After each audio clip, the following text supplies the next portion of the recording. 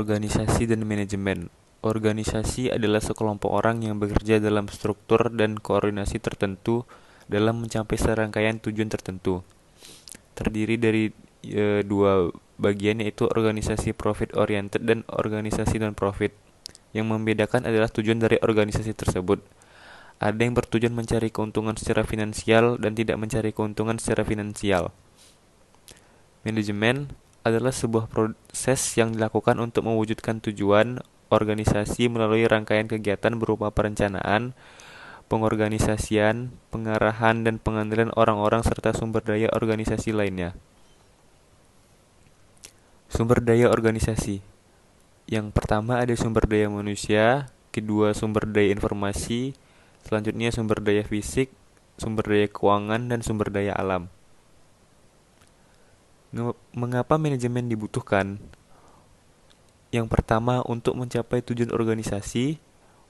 Yang kedua, untuk menjaga keseimbangan di antara tujuan-tujuan yang saling bertentangan. Dan yang ketiga, untuk mencapai efisiensi dan efektivitas. Fungsi-fungsi manajemen ada 4, yaitu perencanaan atau planning, pengorganisasian atau organizing, pengimplementasian atau directing, serta pengendalian atau controlling. Fungsi operasional dari manajemen. Manajemen SDM. Penerapan manajemen berdasarkan fungsinya untuk memperoleh SDM terbaik bagi bisnis. Manajemen pemasaran pada intinya berusaha untuk mengidentifikasi apa yang dibutuhkan oleh konsumen. Manajemen keuangan berdasarkan fungsinya yang memastikan bahwa kegiatan bisnis yang dijalankan mampu mencapai tujuan secara ekonomis yang diukur berdasarkan profit. Selanjutnya ada manajemen produksi atau operasional, fungsinya untuk menghasilkan dan memastikan produk sesuai standar yang ditetapkan dengan teknik produksi yang seefisien mungkin. Sejarah ilmu manajemen. Peninggalan fisik sebagai ciri adanya implementasi ilmu manajemen seperti piramida di Mesir, bangunan Ka'bah di Makkah, tembok Cina, dan lain sebagainya. Peninggalan fisik tersebut menggambarkan adanya aktivitas yang teratur dan bertahap di masa lalu, yang saat ini dinamakan manajemen. Owen dan Babbage, yaitu pionir ilmu manajemen modern. Robert Owen, perlunya SDM dan kesejahteraan pekerja dalam sebuah organisasi.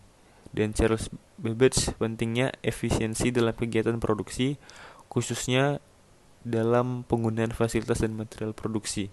Selanjutnya, 3 kelompok pemikiran terdahulu dalam manajemen. Yang pertama ada perspektif manajemen klasik, yaitu kelompok manajemen ilmiah atau saintifik, perusahaan manufaktur, bank umum, perusahaan asuransi, perusahaan retail, dan lain-lain. Serta kelompok manajemen administrasi. Selanjutnya perspektif yang kedua yaitu manajemen perilaku, terdiri dari studi Hawthorne, teori relasi manusia, teori perilaku kontemporer. Perspektif selanjutnya ada manajemen kuantitatif. Yang pertama ada kelompok manajemen sains dan yang kedua ada kelompok manajemen operasi. Kesimpulan yang didapat dari manajemen klasik. Yang pertama, kontribusi manajemen klasik yaitu spesialisasi pekerjaan, studi mengenai masa dan beban kerja, metode ilmiah dalam manajemen, dikenalnya fungsi-fungsi manajemen, prosur, dan birokrasi.